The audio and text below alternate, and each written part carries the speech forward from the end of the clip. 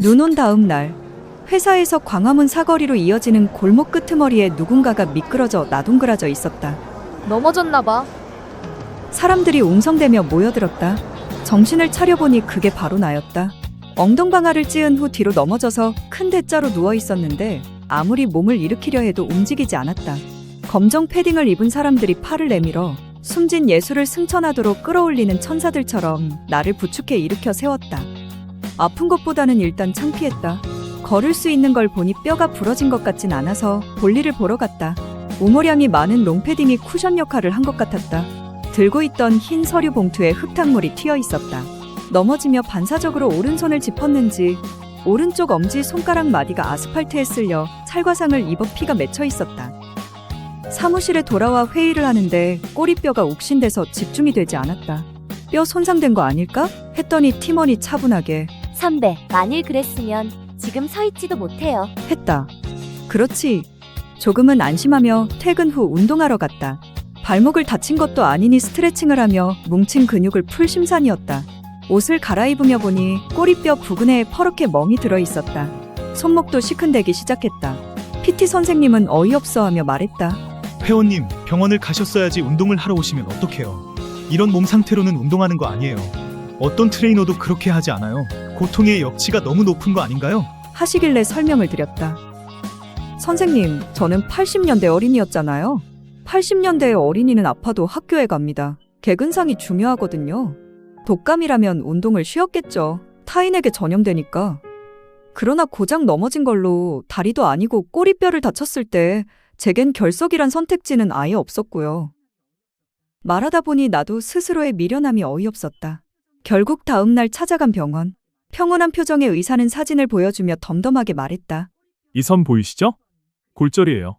꼬리뼈 경추 7번 그리고 손목까지 무려 3군데나 금이 가거나 부러졌다는 진단이었다. 머리로 열이 확 뻗치고 숨을 쉴 수가 없었다.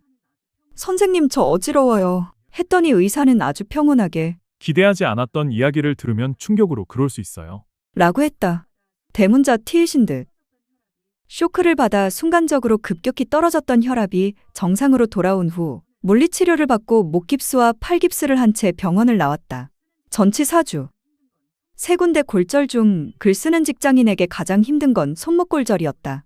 꼬리뼈 골절도 의자에 앉아 있으면 통증이 심해 물론 힘들지만 손목을 다치니 타이핑을 할 수가 없기 때문이다. 다행히 음성 입력이라는 디지털 시대의 신기술 덕에 카카오톡 메시지 등은 음성으로 처리하고 있다. 꼭 써야만 하는 기사는 휴대전화 노트 앱에 음성 입력하고 그걸 복사해서 카카오톡 메시지로 내게 보낸 후 노트북 컴퓨터에서 카카오톡을 열어 복사해서 회사 기사 작성 시스템에 붙여 넣은 후 전송하는 방식으로 해결했다. 그 짓을 일주일 넘게 하고 나서 알게 되었다. 윈도우 시스템을 통해 노트북 컴퓨터로도 음성 입력 키보드를 사용할 수 있다는 사실을.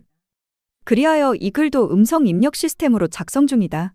주중에 기사를 쓴다는 본캐는 최소한으로나마 어찌어찌 유지하고 있지만 주말에는 책을 쓴다는 부캐는 완치될 때까지 살려내기 힘들어졌다. 책 원고는 엄두가 나지 않아 음성 입력 시스템으로 써보겠다는 시도조차 하지 않았다. 정말 이상하게도 소셜미디어에 올리는 글은 얼마든지 음성 입력으로 쓸 수 있는데 인쇄되는 정교한 글은 음성 입력으로 쓰는 것이 쉽지가 않다. 매주 북스지면에 써야 하는 편집자 레터는 내가 반드시 써야만 하는 글이라 시간이 많이 걸리지만 음성 입력으로 간신히 써내고 있는데 아무리 노력해도 손으로 타이핑할 때보다 완성도가 떨어진다는 생각이 든다.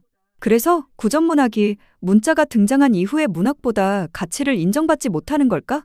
예전에 어디선가 뇌와 손이 연결되어 있기 때문에 손으로 글을 쓰는 것이 타이핑하는 것보다 더 깊이 있는 작업을 할 수 있다는 내용의 글을 읽었는데 그렇다면 아예 손을 쓰지 않고 음성으로만 쓴 글은 손을 이용한 글보다 깊이가 떨어질 수밖에 없는 것일까 같은 생각을 하면서 꾸역꾸역 마감을 하고 있는 일인.